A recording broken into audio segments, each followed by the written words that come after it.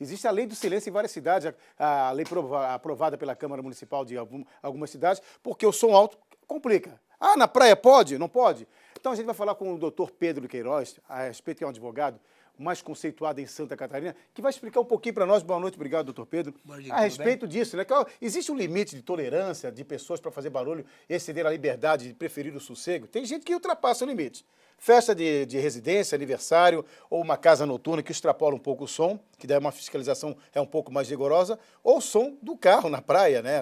Não só na areia, mas também nas praias aí que vem acontecendo, e Balneário está batendo um recorde nesse ano. Existe um limite? Tem limite para isso? O limite é o bom senso, a disciplina da Lei de Contravenções Penais, artigo 42, dá ao crime de perturbação do sossego, a contravenção, melhor dizendo, de perturbação do sossego, a pena de 15 a 3 meses de prisão ou multa. Na realidade, não existe um horário limite, um horário fixado, por exemplo, 22 horas, é uma questão de costume. Como o costume também é fonte de direito, esse limite de 22 horas para começar a pedir que se faça silêncio e se chame as autoridades, que o correto o vizinho está fazendo muito barulho após as 22, mas lembrando bem, Dino, que a perturbação do sossego não tem horário para ocorrer. Pode ser uma construção que está incomodando mesmo durante o horário comercial. Tem que haver o respeito, né? O meu direito termina onde começa o direito do outro. Então tem que ter essa noção do respeito ao direito do vizinho. Você me perguntou aqui antes a questão na praia. Na praia pode, doutor Pedro? Não, na praia também não pode, em lugar algum que vá perturbar o sossego. No caso específico de Balneário Camboriú, tem a Avenida Atlântica e todas as residências colocadas à frente. Então, e também não precisa de lei municipal, porque como é uma contravenção penal, é uma lei federal que vai regulamentar. A primeira função é chamar as autoridades para que converse com aquele ofensor, para que diminua, se coloque numa disciplina de bom senso, que se evacue aquela situação, não ocorrendo, pode acontecer sim episódios como foram registrados em Balneário Camboriú, a fim de colocar a lei e a ordem em funcionamento, a polícia fazer a intervenção para dissipar aquela manifestação.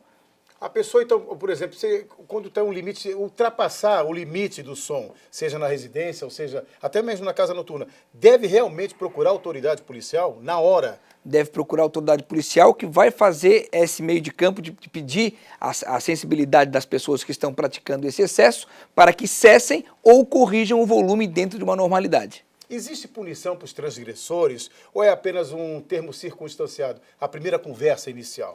A primeira conversa inicial, ela tende a resolver o conflito, porque havendo, e aí é que é o agravamento da questão, quando há resistência no cumprimento do pedido da autoridade, pode se acumular com o crime de desobediência, que aí já é um crime muito mais sério do que a perturbação do sossego, porque uma coisa acompanha a outra. A partir do momento que o policial vem dizer, Dino, baixa o volume aí, pode continuar a tua festa, mas acabou o som, e você desrespeita a autoridade, você pode inclusive ser contra a delegacia por flagrante por desobediência, né? O famoso desacato à autoridade, porque ele está ali cumprindo uma ordem por uma ofensa menor. Cessa a atividade de som porque está perturbando o sossego alheio. Isso é apenas contravenção. Você fala, você não manda em mim, você reage àquela agressão policial, vai receber o uso da força, vai ser encaminhado para a delegacia, agora por uma contravenção e por um crime de desobediência. Estabelecimento comercial é bem diferente, a situação já é mais complicada, né? Porque eles recebem uma autorização para funcionar a certo horário, existe limite também de som e existe também uma autorização de autoridades em geral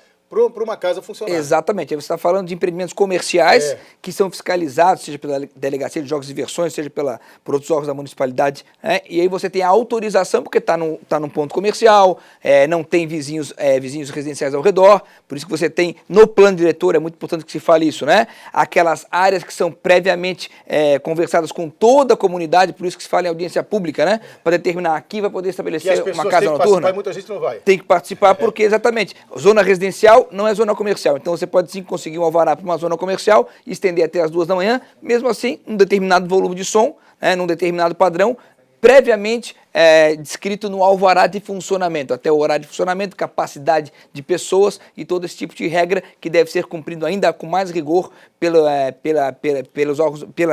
empresas comerciais, né, porque põe na atividade possível risco ao consumidor.